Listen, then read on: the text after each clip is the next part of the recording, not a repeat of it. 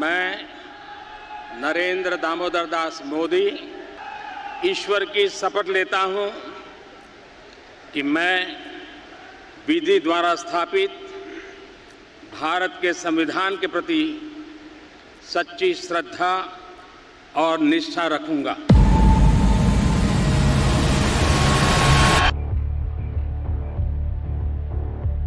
BBC's concerns about India should be addressed. We also want an egalitarian and beautiful world without riots and violence.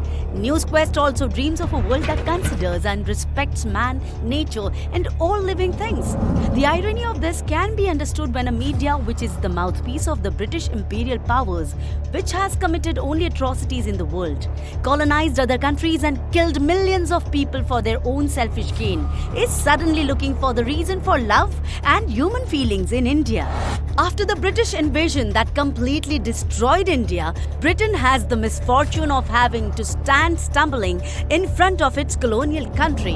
When post-independent India overcomes 7.5 decades of misery and leaps to the leading positions of the world, it was clear from their reactions that the white people, who were only addicted to color and racism, had never digested the fact that a person who inherited the traditions of a country that had been enslaved for decades by British has become the hero in their country.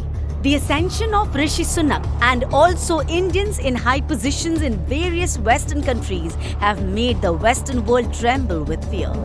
It was an unexpected moment when an Indian himself overrode the myth that the people who were appointed as the Prime Minister belongs to the white category. Britain, which is now on the threshold of economic and social collapse, is researching to cripple India, which is on the path of growth, in order to hide it. The BBC documentary and Hindenburg's move against Adani should be viewed as part of this. Inflation in Britain is high and rampant. Food prices have increased by 14.6%. Inflation is approaching to 11%. Rents and electricity bills are at a record rates. In short, low-income and middle-class Britons are struggling to make their ends meet. The BBC's anti-India documentary comes when the motherland is struggling amidst thousands of problems. We are putting some figures in front of those who have forgotten the yesterdays of history and have come together to teach human rights to other countries. The BBC has no eyes to describe the atrocities committed by Britain in the great kingdom of India, which is a light for the world with its tradition, vastness and wealth. But as a media which is viewing facts as facts, NewsQuest needs to speak it out to the outside world. In the 1700s, India, the rich country which had 27% of the world's gross domestic product, was colonized by fraudulent activities by doing the biggest robbery in history. After the country was drained, it was reduced to 4% when it gained independence in 1947, thus making India one of the poorest countries in the world. They have reduced India's cloth industry share of 27% in the world to 2%. The means adopted by Britain for this were evil and demonic. Breaking the looms, beating the workers, imposing unnecessary taxes and importing raw materials to Britain brought India to this downfall. We can say without a doubt that Britain holds the all-time record in terms of inhumanity. 3.5 million Indian lives were destroyed by the British Army in the First World War. A major part were Indians. 54,000 Indians died in that war. 65,000 Indians were injured. 4,000 Indians were imprisoned or went missing. In the Second World War, 25 lakh Indians were mobilized by Britain on the war front. Millions of Indians lost their lives even then. India was robbed a lot to pay the war debt. The country was pushed to the brink of starvation by paying the extra burden of taxes on the starving people. About 20 million people died due to starvation during the British rule. The descendants of the British invaders who were responsible for destroying the lives and property of millions of people for speaking in order to gain the freedom of their native land are coming to teach Indians about democracy and human rights.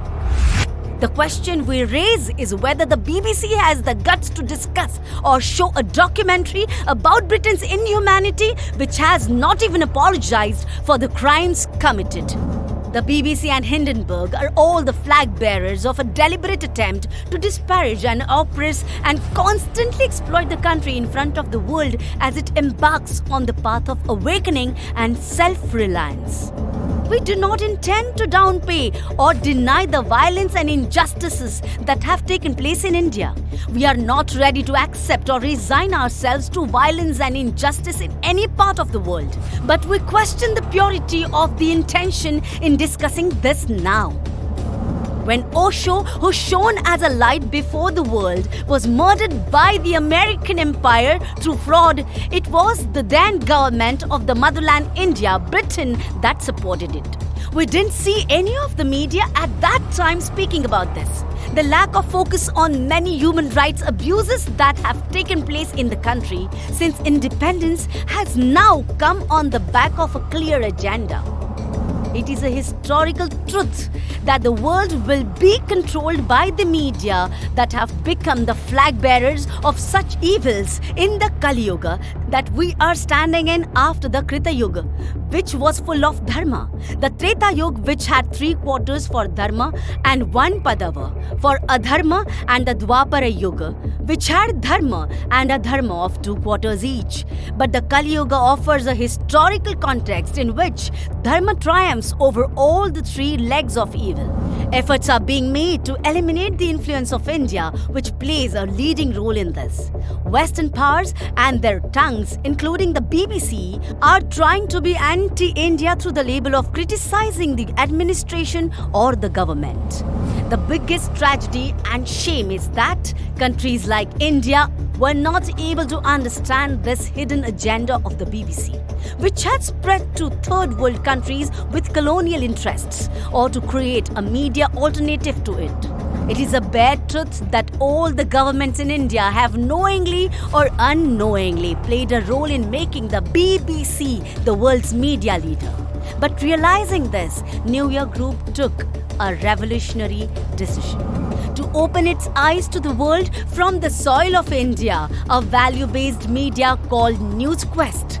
We have a moral responsibility to question the media culture that injures and belittles our culture, heritage, and self-esteem right from our soil, and to question this hypocrisy of the BBC as a media that dreams of a world without boundaries where we respect heritage, nurtures mutual trust, and treat nature with love.